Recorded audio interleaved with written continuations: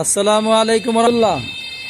প্রিয় দর্শক ভাইরা, আমি আজকে যে বাইকটার কন্ডিশন রিভিউ দিব এইটা হলো হোন্ডা লিভো 110 সিসি 2019-এর মডেল। গাড়ি ফ্রেশ কন্ডিশনে আছে। এটার কাগজ 2 বছর করা আছে।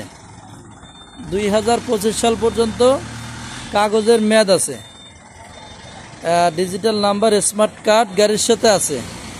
একদম প্রথম মালিক, নাম ট্রান্সফার যে কোনো সময় করা যাবে।